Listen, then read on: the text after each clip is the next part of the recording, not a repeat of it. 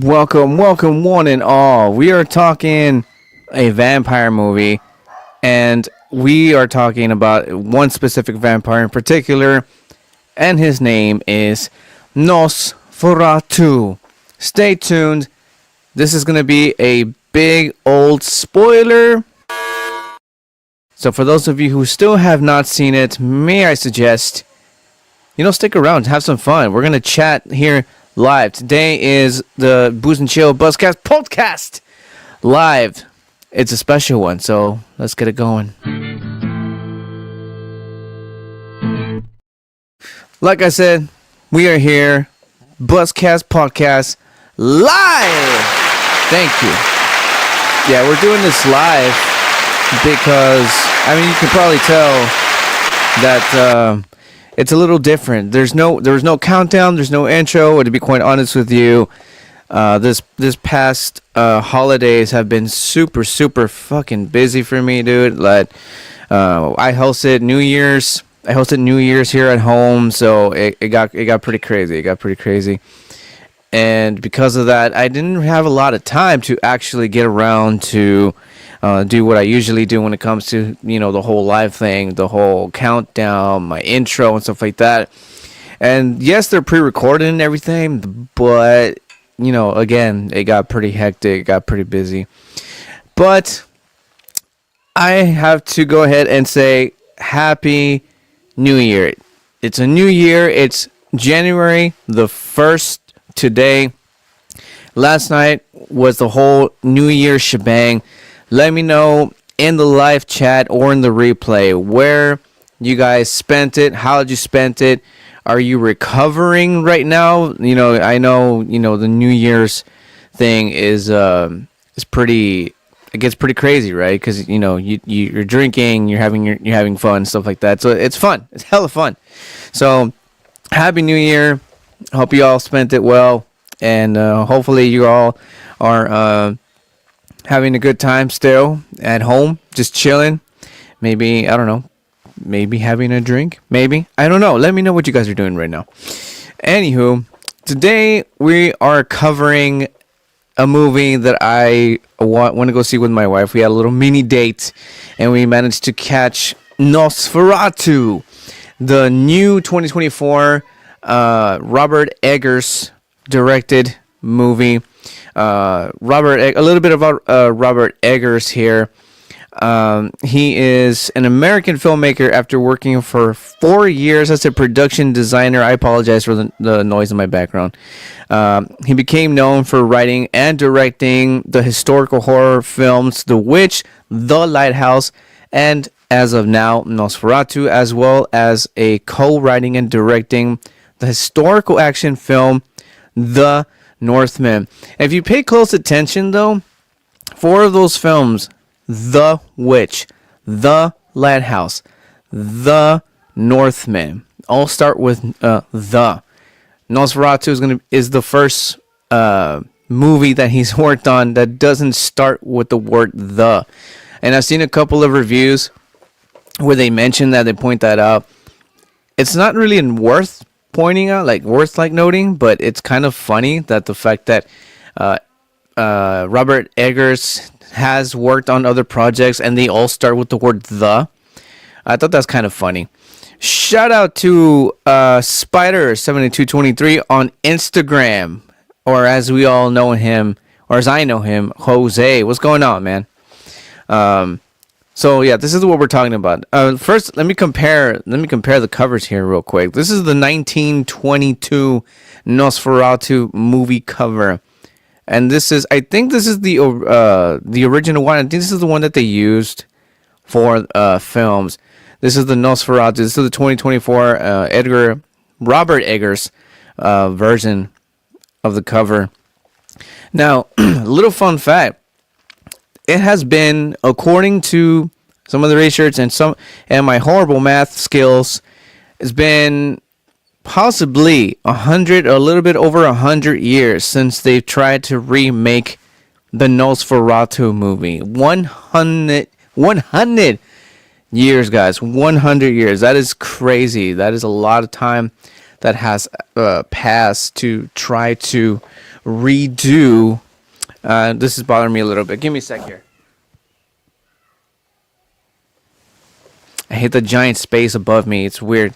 I'm good here. Yes, I am. Yes, I am.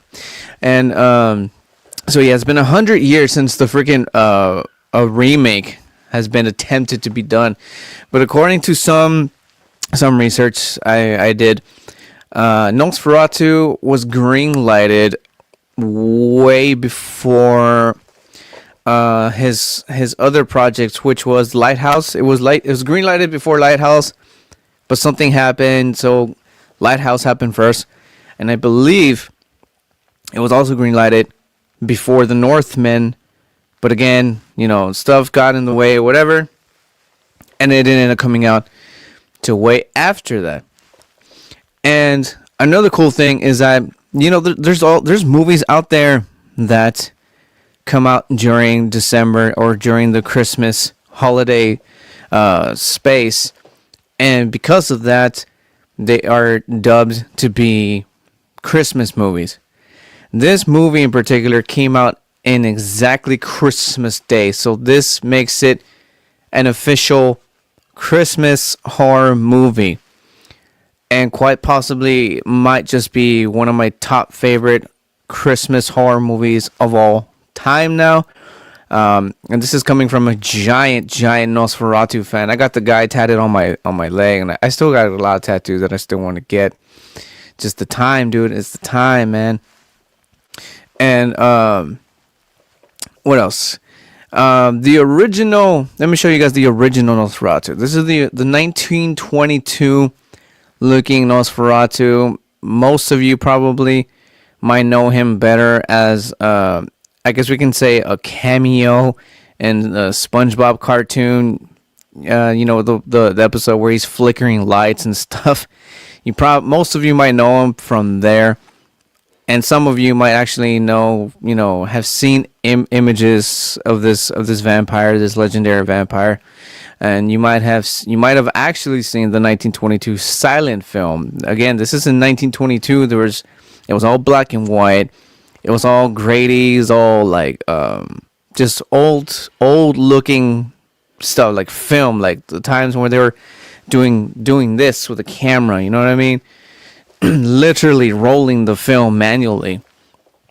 And just Googling up Nosferatu, and you see the legendary scenes from the 1922 film. The one I just showed you guys being one of them, the one where he's on the boat, the giant shadow, the shadow walking up the stairs.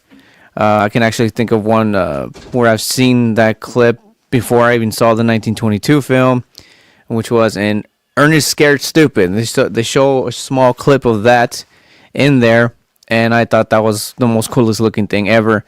Later on in the future, I see the 1922 film, and I'm just like, whoa. Been a huge fan ever since, and I just love this goddamn movie. Now, the 2024 version, the one that just came out, the Robert Eggers, before a little bit of the movie. Well, let's look at the cast first. The casting for this is just very, very well done. First of all, William Dafoe. Let's start with William Dafoe. He plays Dr. Albin, which is he's the guy who studies the occult philosophy and stuff like that. And William Dafoe just kind of like, I mean, if you're familiar with William Dafoe's work, you actually see that he brings this little humorous little twist to everything he does. So I don't know if he does it on purpose or unintentionally. I want to say unintentionally because he just has like this almost like cartoony kind of sort of thing whenever he does his work, and I guess that's really what it is. He just brings something a little cartoony-ish, just a little bit. And it's not it's not bad or anything like that, but he definitely just brings something completely different. And when his character does appear in the Nosferatu film, it completely 180s the tone of the movie. It's still dark. The film itself is dark, gothic, beautiful, cinematic. It is crazy, dude. There's all kinds of shit happening in this movie.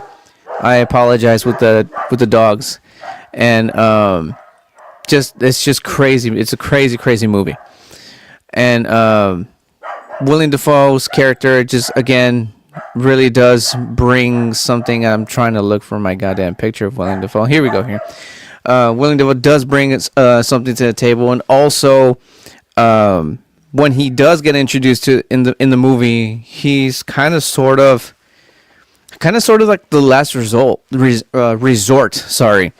After some shit happens, we will get to in a second. The main character here that we see that get introduced in the beginning of the movie, and that is this here lovely lady, Lily Rose Depp, who plays Ellen Hutter. She is the woman who is basically, again, she's the main character. She is taunted by Nosferatu years before everything kind of starts taking place. Which, by the way, this movie does take place in the 1800s, 1830s, 1838, somewhere around there. That's when the whole story actually starts. It starts happening. It years before 1938, I think it was.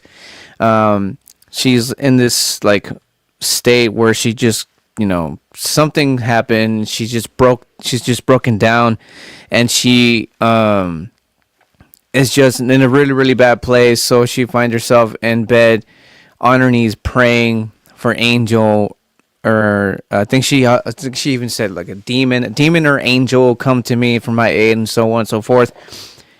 And this is why you got to be fucking careful when you do stuff like this, because she gets her prayers answered, and she gets lured in by a voice that's at first sounds angelic and beautiful, and like I think it only says like one or two words, and after that it just starts going into from to not exactly.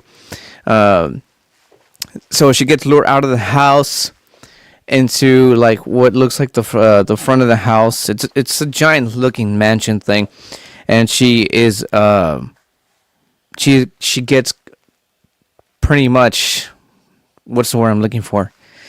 She doesn't get killed, obviously, because she's the main character, but she does get, we'll say attacked. Well, she gets attacked by some, at first you see like what looks like to be your typical pointy-eared, white, paley, undead looking, zombie-ish looking demon. And that's what you kind of think at first. And throughout the beginning of the movie, they resort to calling whatever she encountered as when she in her younger years as a demon, which we're gonna get to in a bit, because this Nosferatu is basically we'll get into that. We'll get into that. So she's attacked at a younger age. And then you see the freaking letters years later. It doesn't specify how long, but it does say 1830. I want to say 1836, 1838, 32, somewhere around there. 1800s. It was 1800s. Also, Robert Eggers does have this weird fascination with that particular era. So, and he shows it a lot in The Witch. The only thing I have not seen, or he's only done like 4. This will be his 4th, and I've only seen 2. Nosferatu being 1, and The Witch. I have not seen The Lighthouse. I've been wanting to though, and I have not seen The Northman. But The Witch though does happen around around that same era, the 1800s, and you can tell that he has this really, really huge fascination when it comes to the imagery, the costumes, the lines, the way the lines are just delivered. Because I've been doing a little bit of research, and apparently, whenever Edgar does get involved with his workers or his actors, he tells them to say lines a certain way. Because again, he's a very hands-on director, and I do believe that because of all of his work. From all four of his movies that he's done, I've enjoyed the two that I've actually seen. And you can tell that he does pay a lot of attention to all of these movies that he does. They're just like really, really good stuff. And so yeah, that's the beginning of the movie. And the character who Ellen, is that Ellen? Yeah, Ellen, the Ellen character. I have to give it up to Ellen, dude. Ellen, well, the character's name is Ellen. The actress is Lily Rose Depp. Lily did just fucking amazing. She had to do so much. Like, Edgar asked a lot of her in this movie, and I say that because she has to play like this, like victim, petrified, traumatized victim that was attacked by, in this beginning part of the movie, as a demon. So she's playing that, and then she has to play a wife. A wife. Try to play a regular, normal wife. She has to play a possessed, demented victim. She has to play just a regular fucking person, like, and then she has to go through like these what are they called, seizures and shit like that. Like, she does so much in this movie, and she's doing all this shit, and you're just trying to, like, kind of sort of, it just takes you in a giant whirlwind. This character here, she does so much in this movie. She also plays the hero. She plays the hero of the movie. Lily just like outstand herself so goddamn much in this movie, dude. She is she's gonna have to get nominated for something like this. Also, Nicholas Hoult, who plays Thomas Hutter, which is the husband of Ellen, and right next to him is his best friend, his main man, who is Aaron Taylor Johnson, who plays Frederick. Frederick is like very rich, very well put together, very just regular guy, just a regular guy who has everything going for him. Everything's just perfect. He has the perfect wife, the perfect kids. He's got money, and anyways, the husband and her and Ellen meet up somewhere, and I think she ends up saying something that in the meeting. Somewhere says she was being kept because on account of she was attacked at a young age, so people thought that she was just fucking insane. So I'm assuming she was some sort of what do they call it? In some sort of insane asylum, and that's kind of where they met, which is kind of funny to me. And I think she might have mentioned that they met when she was already getting released or something like that. Again, still kind of funny. There's this movie is super dark. It's creepy. It's intense. But it does have its short little moments where you think like, oh, huh, that's weird. That's a little funny. And it has little moments like that. Especially like I said, like William Dafoe gets involved in the movie. Like I said, he just brings this very cartoonish feel to his acting. Again, not a bad thing. Maybe that I'm assuming that's his style because I mean you kind of sort of see it. Like the first one that comes to mind is the Spider-Man movie. Like he did very well playing a villain. Very serious, but at the same time, he brings again that element of just funny. It's weird. Cheers to all you guys out there. Let me know in the live chat or replay if you guys have actually caught the Nosferatu movie, and let me know what your thoughts are on that. But anywho's, the movie in the beginning, it's got, like I said, it's very creepy sense of freaking dread, and it builds up as selling transitions. Very gloomy in this European town, and this does happen in Germany, which is cool because the 1922 version was also filmed in Germany as well. It's directed by a German and or European director, so it's all like Robert Eggers just really did his homework when it came to recreating this Nosferatu movie. I already mentioned Thomas Hutter. He's a naive real estate agent, and he was tasked with selling a remote estate to a mysterious client. And he brings us up to again Ellen Hutter, his wife, who also kind of sort of possesses this like sensitive supernatural like clairvoyant kind of role also, because like I mentioned in the beginning, she was actually able to make contact with Nosferatu, and the fact that throughout the entire movie she actually is able to come in and out of these trances that Nosferatu actually puts her in, and the fact that she kind of sort of has a little bit of control even under the spell of Nosferatu.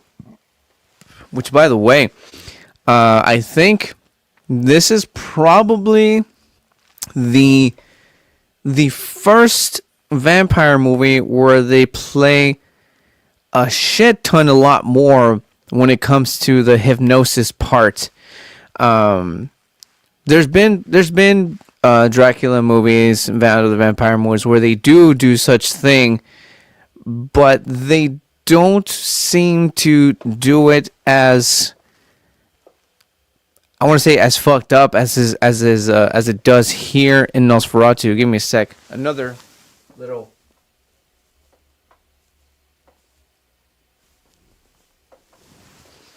Didn't realize how high this goddamn thing was. But anyways, yeah, I think this is one of the first vampire movies where they kind of fuck around a lot with that aspect.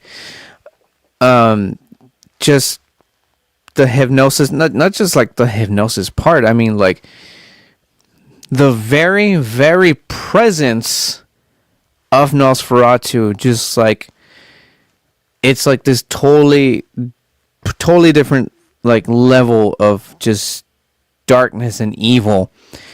And the husband, Thomas Hutter, actually, when he actually goes and he journeys into in the beginning of the movie, and I forgot to mention this, Nosferatu is known as Count Orlok in the beginning of the movie.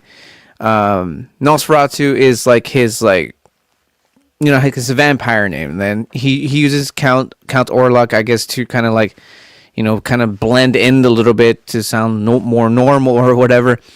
And so when Thomas travels to Count Orlok,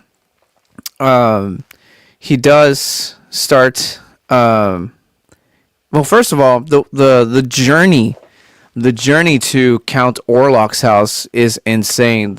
He travels, I don't know how many miles, and then once he actually gets near the goddamn castle, he then is there's this carriage that just kind of sort of comes out of the castle. Everything just looks like a goddamn moving shadow.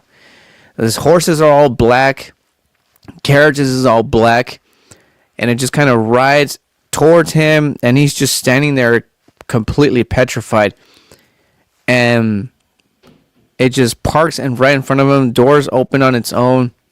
He goes into some sort of trance, and he has no fucking idea how he even gets into the damn carriage, nor does he know how the fuck he even gets out of the carriage, ends up standing in front of the goddamn castle doors.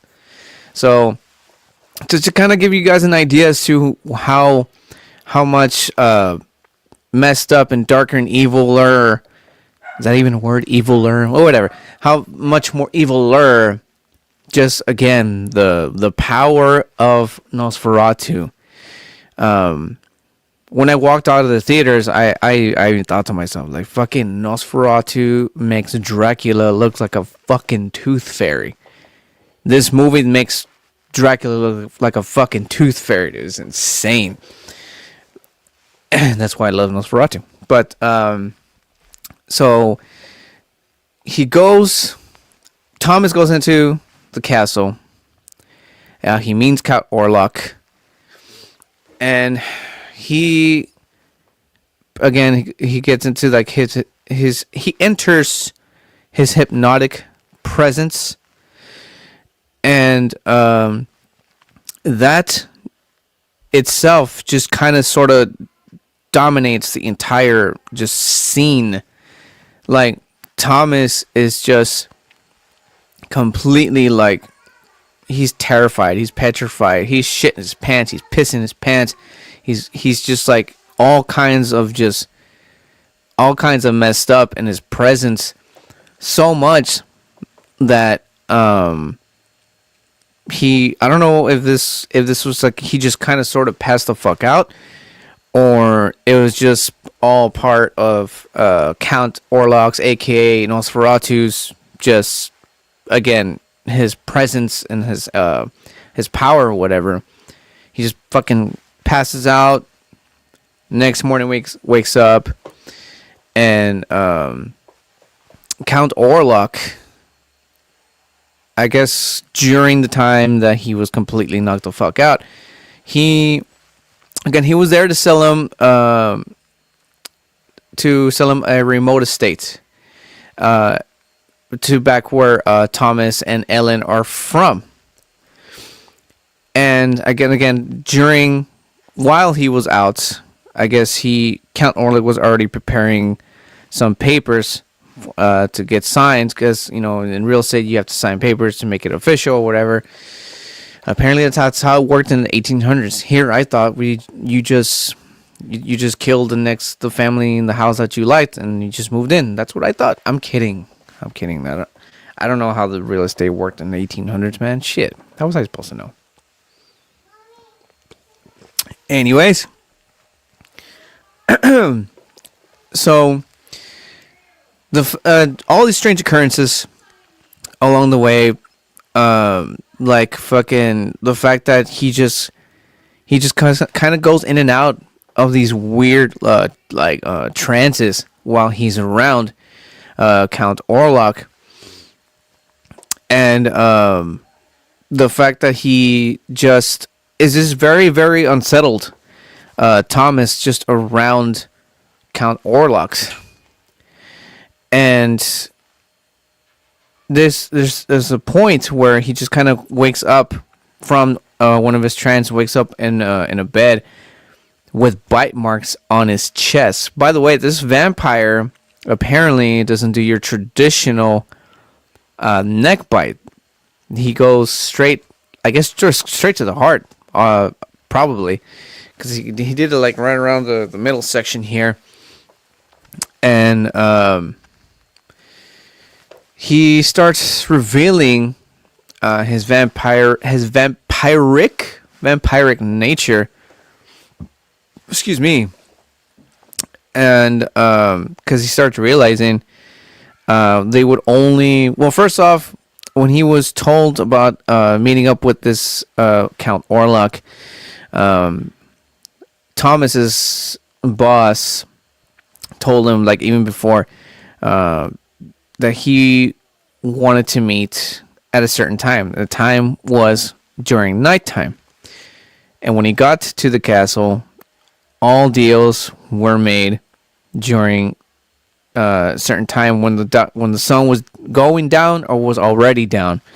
So that was already starting to freak him out, and not to mention the fact that, again, the he was just waking up and coming in and out of these weird trances, and the one on top that just kind of like, well, besides the fact that he couldn't be around him without fucking shit in his pants, was the fact that he, had the freaking bite marks. And Count Orlok, I forgot his name for a second. Count Orlok was just very hesitant. He was just like, Thomas was at some begging him at some point for him to leave immediately after them settling out the whole thing, the whole arrangement. But it was like, Thomas, how did he word it? This is 1800s lingo here, but he said something along the lines that, I've fallen ill and I don't know what. And Count Orlok was like, it's bad, something about being a bad omen to travel when ill. I don't remember the lines exactly. Again, this is 1800s, man. The language was just completely different. And again, he just stayed. Oh, and also he had to what was it? Count Orlok was like, you would only address me as Lord. I think that's what it was. Lord. So he was calling him Lord all throughout. He was just scared shitless. So bad. And Thomas just becomes a prisoner in his castle. And he just got weaker and weaker. And but during all that, it was just Orlok just preparing to travel to where is it called? Wismar. That's where they were from. There we go. To Wismar. And also, before Thomas traveled to the castle, Ellen actually snipped off some of her hair and put it into like this little locket of his, which I thought was kind of sort of fucking like weird of her to do. But again, we're talking about a character that was attacked by, again, what they thought was a demon in the beginning, and she's just been traumatized and having dreams almost like every single night, dreaming of Nosferatu, saying that they belonged together and this and that and whatever. So basically, this entire movie is a giant gothic vampiric, I don't know what's the proper words to use, dark gothic vampire romance movie. But a very, very fucked up one at that. Very, very messed up. And so he's been carrying around that with her. Count Orlok, even asked like, oh, can I see, what that is? And first time he asked for it, he just kind of kept it. And whenever the mention of Ellen was brought up between Thomas and Count Orlok, like, he would just be like, okay, like, this motherfucker's just, he wants her, like, he wants my wife. And it was just like you kind of get a really, really, really good picture of Count Orlok, aka Nosferatu, in the scenes where Thomas is again kept prisoner in his castle. From this, just his presence to the way that he looks. Which, by the way, back to casting, you would never, ever, ever have guessed that Count Orlok Nosferatu was being played by none other than Bill Skarsgård. For those of you who are not familiar with Bill Skarsgård, and you will probably remember him most when he plays Pennywise. He is the Pennywise. He's the clown. And he plays Nosferatu, Count Orlok. And you would never, ever guess that is actually him. Like, he's just like, first of all, like, the character itself looks nothing like the one from 1922. And Robert Eggers wanted to actually portray this character the way that because originally Nosferatu was a novel, and he paid a lot of what's the word I'm looking for, tribute to that by actually making him look like the novel. And freaking, it's again, you would have never guessed it was just Bill Skarsgård. Never would have guessed it. Like, you look at Count Orlok Nosferatu, and you just see Nosferatu. You can't even tell. You can see it in Pennywise, but here they did a very, very, very good job at just like hiding Bill, and just really paying more attention to the Nosferatu character. Again, you never would have guessed it was him underneath that goddamn Nosferatu outfit and special effect makeup. And speaking of makeup and special effects, you can't tell if they even used any CGI in this movie. The only one that can probably point out and tell you, like, oh, that's probably it. When you see Nosferatu use his powers, and he makes his shadow pretty much do all his dirty work and stuff like that.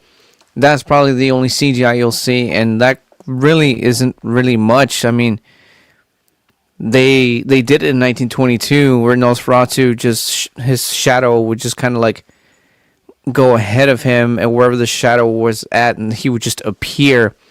So, I mean, it could be just simple effects, but at the same time, it could also have been done with CGI. Like, the most set that the Nosferatu shadow did was maybe like open doors and stuff like that.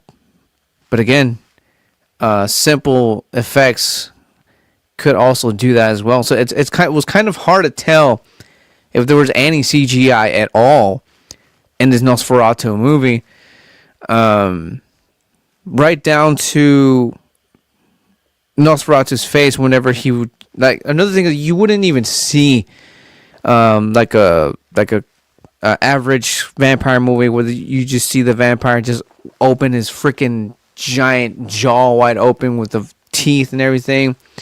I believe we only see like about 3, maybe 4 shots max of Nosferatu pulling that vampire move.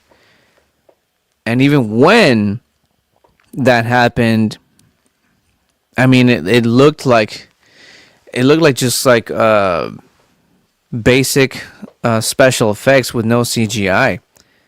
So again, it was hard to tell. I will say that it was very hard to tell if there was any CGI done in Nosferatu. I will say that. So they did a very, very good job at doing so. I applaud to that. In fact, I think I got a. That's not it. That's the wrong one. There we go.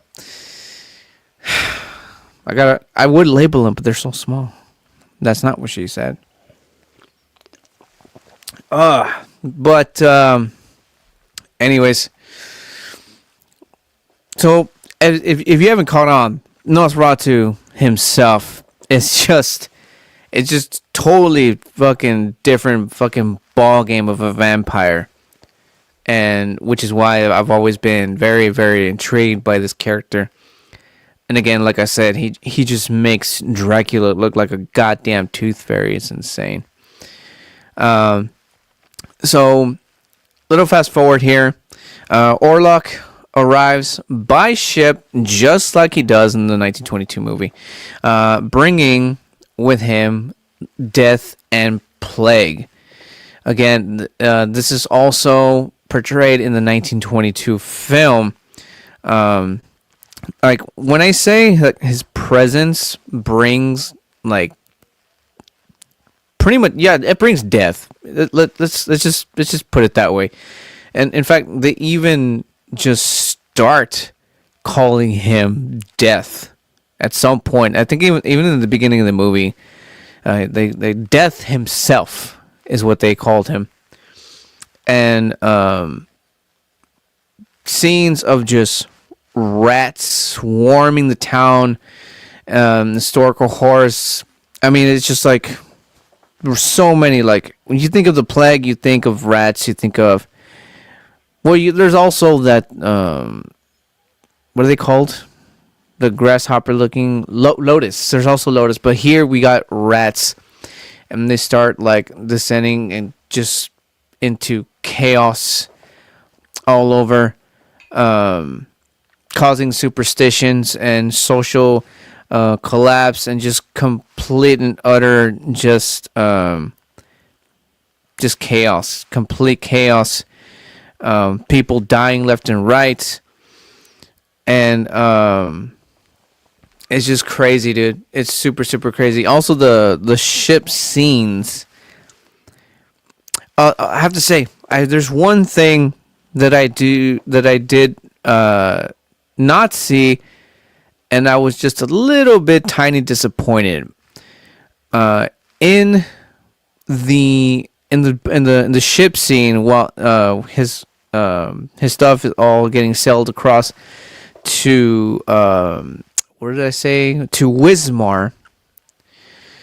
In the 1922 movie, we get after he completely kills all the entire everybody on board, there is a shot of Nosferatu just standing just right next to or around the sails, and then we get like this really beautiful, awesome shot of him on the boat with the sails and whatnot all in the background. He's just standing there like the way he looks.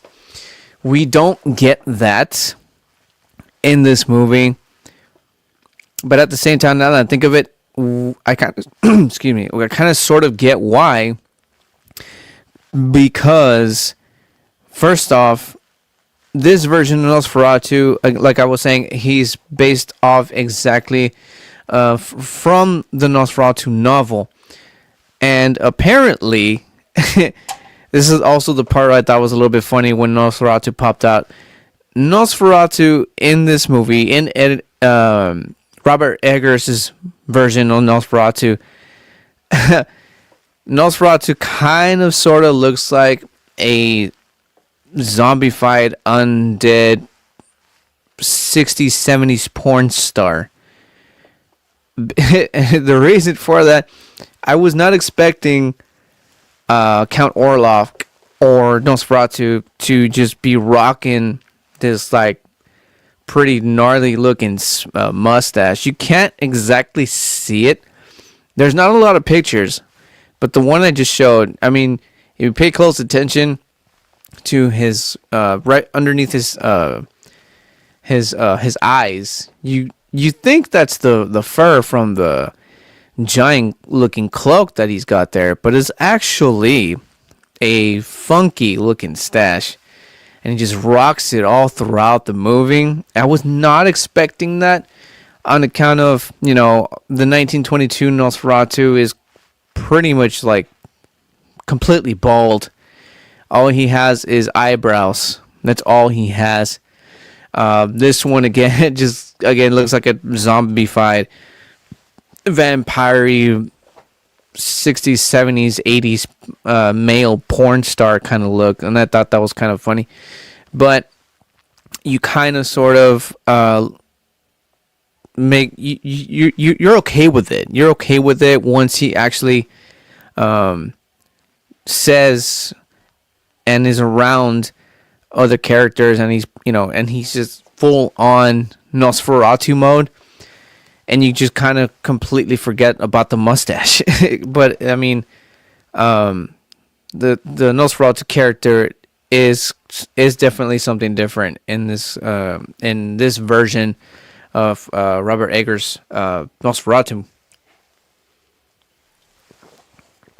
Also, all throughout the fucking movie, you get some very dark imagery, some very messed up imagery. Some of them involve the Ellen character, and it just shows her just like pouring, crying, and puking blood, and just so much dark imagery that's happening. Also, I should probably point out a warning. There is some uncomfortable like sex scenes. Some of them you see it and you don't think it is, but it is. It's unsettling.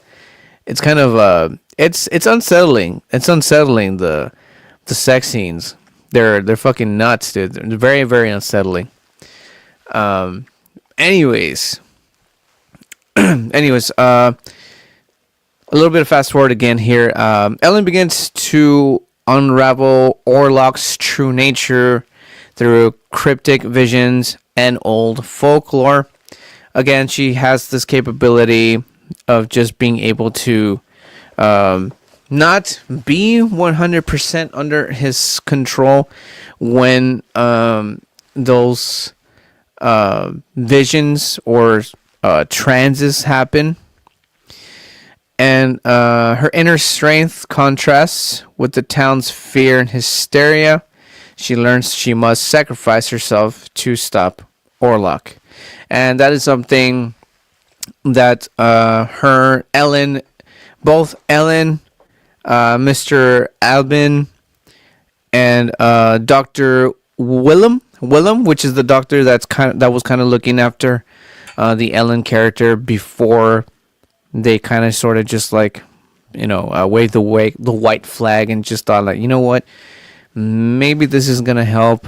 And Dr. Willem again was the one like looking after her, making sure she was she was good and not dying. It's the 1800s. Like one of the ways that he would put her down, like you would think like, oh, they probably had some sort of medicine. Like no, they would put down people with chloroform. And you literally saw that shit. Like he just poured it onto like this cloth and just put it over her and just watched her just go down, dude. It's insane, dude. Also, a little fun fact. I think, if I'm not mistaken, marshmallows were invented back then to calm, not get rid of, but to calm down your average cough. So think about that. Like that's the type of practice that they would do back then. And also think whiskey was used as some sort of medicine, or tequila, something like that. Like crazy times, dude. Crazy times. I mean, you get sick and you're like, you know what, you need a couple of shots of whiskey and or tequila. I don't remember which one it was. But that was the medical practice back in the days, dude. It's crazy. It's crazy. Crazy times. But yeah, that was something that all his characters put their heads together and they realized. Mostly it was Dr. Albin, who was played by William Dafoe. He kind of sort of knew it. Deep down, Ellen knew from the very beginning that she kind of had to be the one to, be the one to stop the force that is Nosferatu. She kind of sort of denied it, but at the same time, she couldn't help it but feel it on account of Nosferatu again was been taunting her since she was younger in her dreams every single night. So yeah, she knew all along. She just was not able to accept it. And throughout the course of the movie, she slowly, she goes mad. Like, she goes fucking mad, dude. Like, she goes insane. And then, eventually when they actually reach out to Dr. Admin, he kind of, he says what he says, again being the occult, what's someone looking for, the one who knows and studied all of occult philosophy. He kind of sort of made Ellen realize that that was her fate. That was just her fate, and she accepted it at some point. And that's kind of, I don't want to get to the ending just now, but anyways, let's get to the climactic part here. Ellen invites Orlok into her home at sunrise, sacrificing herself to delay him until dawn. But I just said, like, I wasn't getting to the any part, but before she invited him over, which, by the way, this is kind of a classic vampire thing where you have to allow them into your home to be able to do what they want to do. But before that, Thomas, Dr. Admin, and Dr. Willem get together to, they plan to take down Nosferatu in his new freaking home in Wingstrom. Excuse me. In actuality, it was actually them three and Frederick, the best friend of Thomas.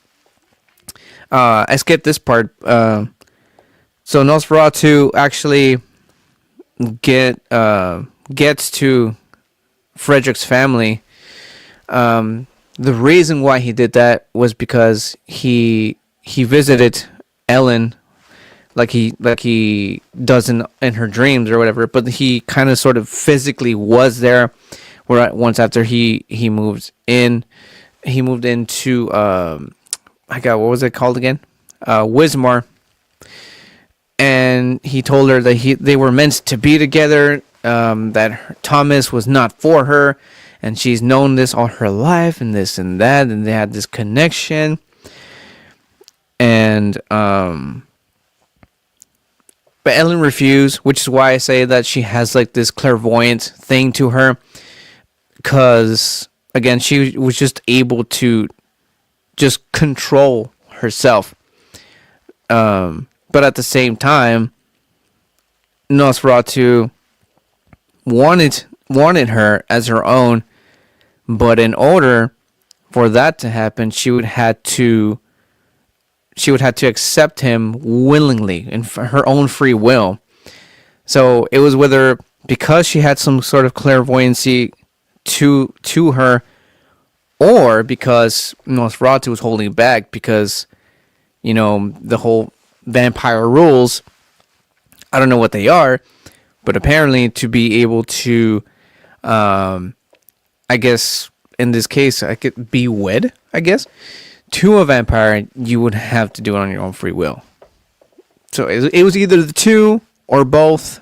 I'm not sure, but he tells her that he wanted to be with her.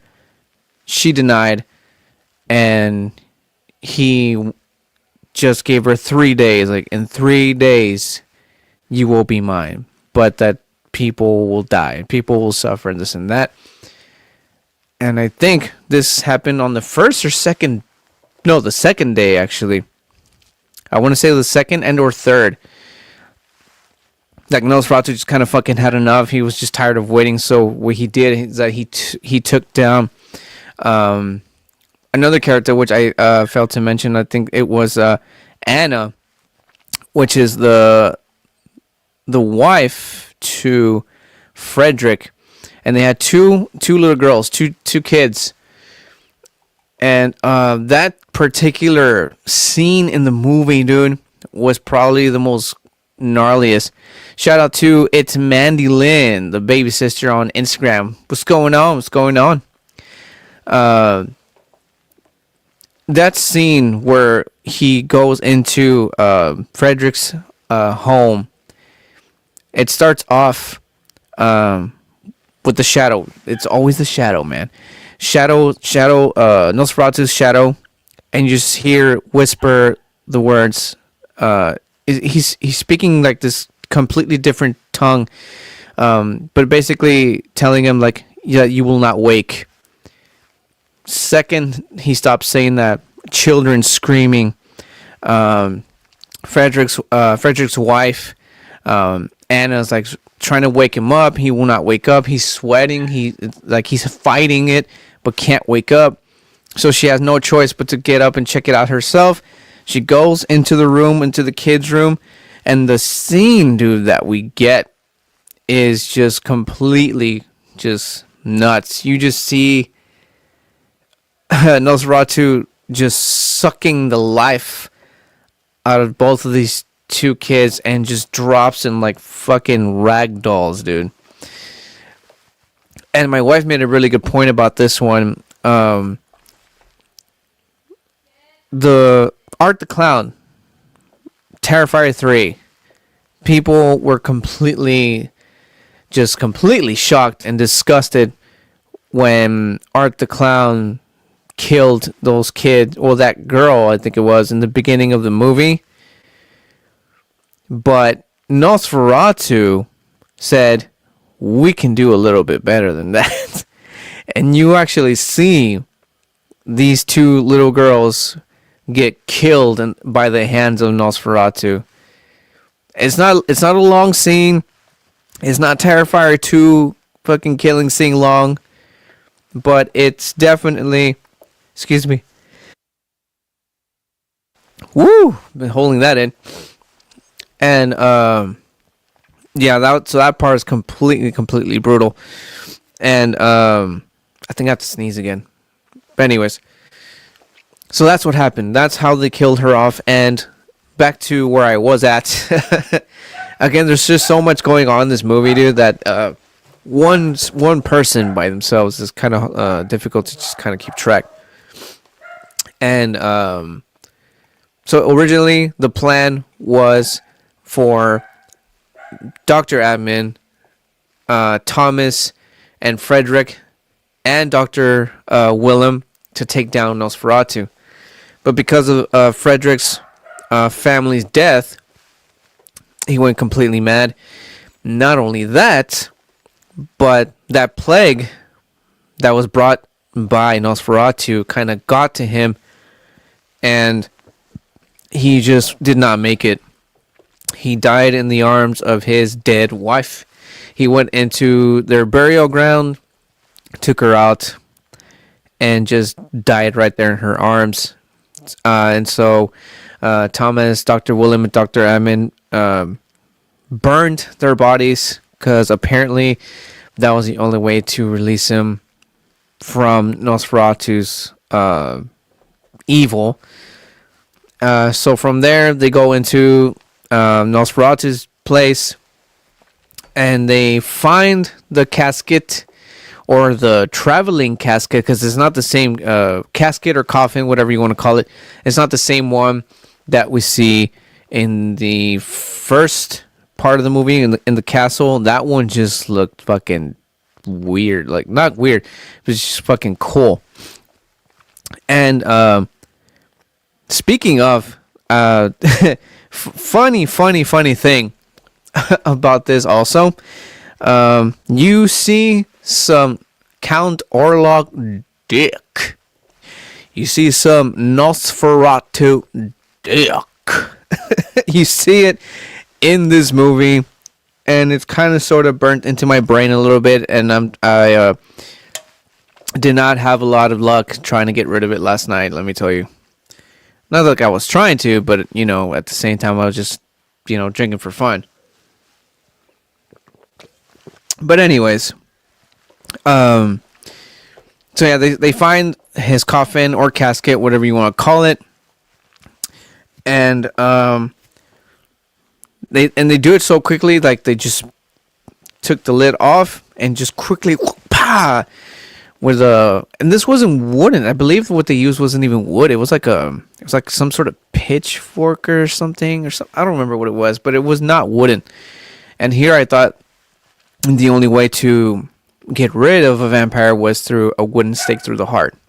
But anyway, so they stab through, and to their surprise, this is another character I didn't bring up, and those kind of plays not a huge role, but plays very, very well. They stab, and they get surprised to see that they have killed this character here. I have a side-by-side picture here. The one on the left is from, obviously, from Robert Eggers, and the 1922 version. This dude plays Harry Nock. I believe that was. Excuse me. Yeah, Harry Nock. I think that's the one. Give me a sec here. Yeah, it's Harry Nock, and is being played by Simon McBurney. And he's playing Harry Nock, and he's basically the Igor to Nosferatu. He's actually, and it ends up being a little plot twist in the beginning of the movie. He is the guy who hires Thomas to go to Count Orlov's castle to do all the arrangements. And then the twist happens like almost right afterwards. You see him completely butt ass naked, sitting on this pentagram looking thing, which you actually see on Count Orlok's first coffin or coffin and or casket. So yeah, he's butt ass naked, sitting on this pentagram with a book that apparently has all the secrets of the occult on Nosferatu. So yeah, they kill off this character because he is basically the Igor to Nosferatu, and I'm joking here, and I'm gonna have a sip. And yeah, they kill him off to their surprise as a diversion, you can say, and they're completely just like shit. Thomas realizes like, oh, I know where he's at. He's after Ellen. He's with Ellen. Dr. What's his face? Dr. Albin. Have I been saying Albin? Yeah, it's Albin. Dr. Albin stays behind, and he burns everything, all the house to the ground, from beginning from the coffin and or casket. I don't know what you call it. And then it just kind of, he burns everything down. Thomas races back to Ellen. While all that is happening, Count Orlok has already there. Again, she accepts him, and they're doing the thing that how I mentioned that there's weird, odd sex scenes that you don't think are sex scenes. This is one of them.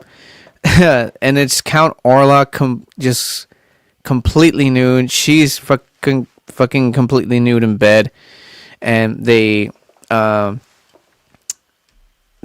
embrace, as the word that they used, to for her to become his forever.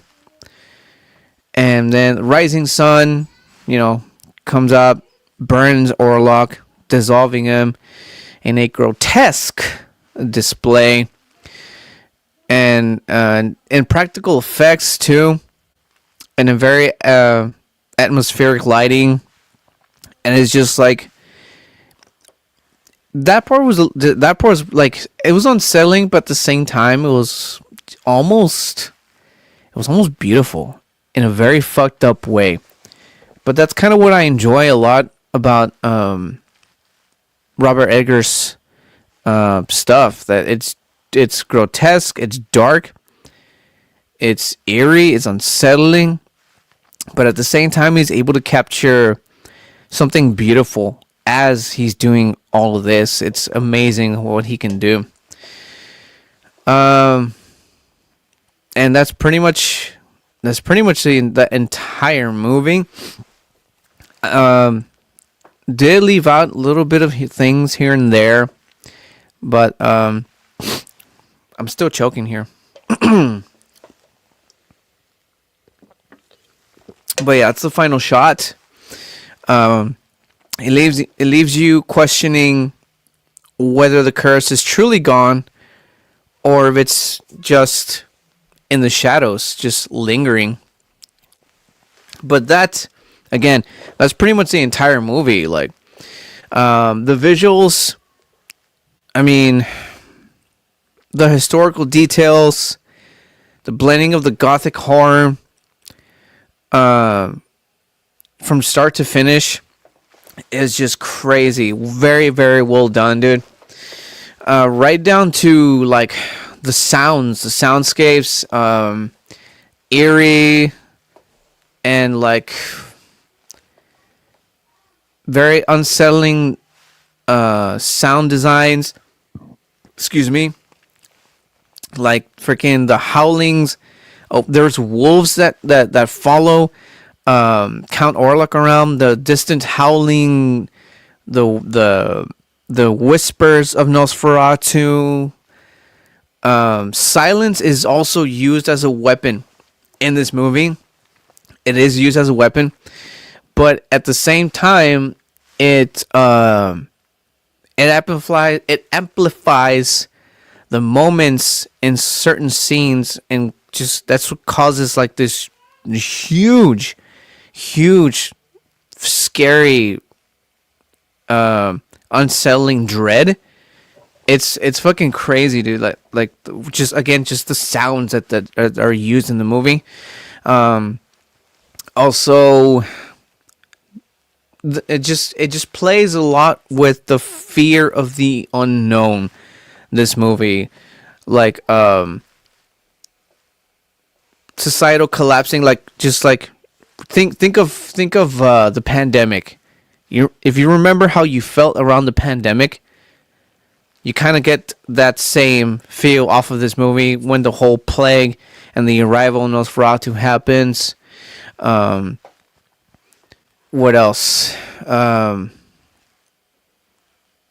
The sacrificial for think of Romeo and Juliet, but with vampires and much more fucked up. It's just crazy, dude. This movie, like I said, just that one shot in the ship that we didn't get. I was a little sad about that, but no, not a big deal. Nosferatu himself, or Count Orlok, does look a bit different. In fact, just like right down to, I have a picture here. The eyes. These are the eyes of Count Orlok. If only they had a little bit more of his face, so I can actually show you guys the actual mustache that I'm talking about. But again, Robert Eggers, not Edgar, Eggers. Robert Eggers did go along more with the novel, so he actually wanted to portray exactly how the novel details him. And again, maybe I'm just not a fan of the Count Orlok / Nosferatu from the book, because I mean, I'm used to seeing this a lot more creepier, a lot more eerie, very vampire-y, and also the size difference of Nosferatu from this picture to how Robert Eggers is. The 1922 Nosferatu is like when you think of a vampire, and I'm talking like classic vampire. I'm not talking like these modern ones where like they're muscular and with six packs and shit. Like the fuck, right? Like what vampire has the time and resources to get that ripped and like whatever. It just doesn't make sense. I think of a vampire and I think something like Nosferatu, slim, pale, like just like a vampire, right? Like a vampire, it's not supposed to be ripped, dude. Like they drink blood, not fucking protein, dude. Like yes, they might get the protein from the blood, but that's besides the point. The point is you want the vampires to look like a goddamn vampire, right? Like you don't think of big ripped dude when you think of vampires. You think of this version of Nosferatu, which it looks like a vampire. But this version is way taller. Is still slim, I will say that, but something about when he's in his outfit that just makes him look like a little bit more like bulky around the shoulders. And excuse me, had to get that out. But yeah, something about this version that just seems a bit more larger than the one that we get in 1922. And also, like I said, the way the details on the Nosferatu character are just very, very, very different. Obviously different compared to the 1922. The Robert Eggers has like his cowlick thing. Again, it's got the stash. But again, you kind of see past that when he actually starts being Nosferatu, and you're just like, holy fuck! Like there's something a little bit very eerie. There's very eerie about this movie. But again, if you've caught Robert Eggers is the witch, and you kind of understand his style, how he is able to kind of portray a certain presence of evil and just kind of intensify it to a lot. And he does that. He does just that for Nosferatu as well. And I think that's really all I got to say for this one, guys. Overall, the movie is just fucking excellent. Is excellent. It's my favorite Christmas horror movie now. It's my one of my favorite top vampire movies now. Right up there with the 1922. And I recommend that you go and see this in theaters. This is a movie that you want to see in theaters. This movie was garbage. Oh, ouch. Hey, you can't please everybody, man. You can't please everybody.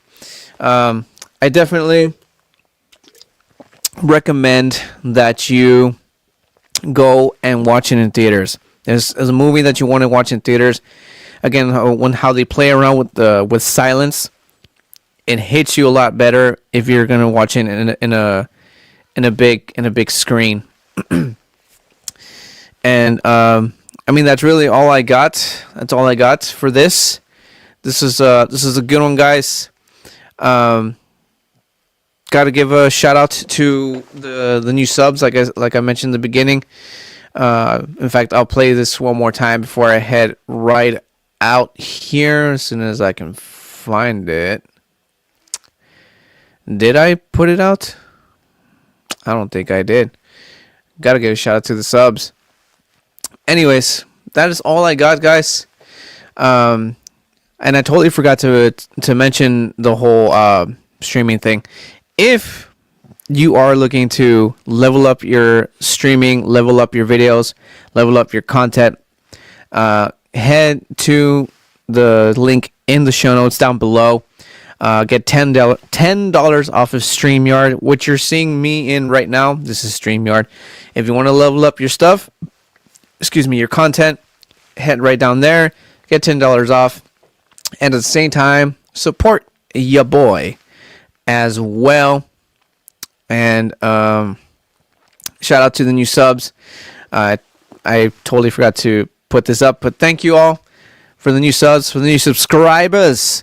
And that is all I got. For more Booze and Chill, hit and follow Booze and Chill socials.